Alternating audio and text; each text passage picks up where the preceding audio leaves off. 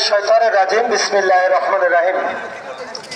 সর্বপ্রথম স্মরণ করি মহান রব্বুল আলামিনকে, যিনি সৃষ্টি না করলে পৃথিবীর মুখ দেখতাম না। আজকের এই বিশাল জনসমুদ্র দেখে আমি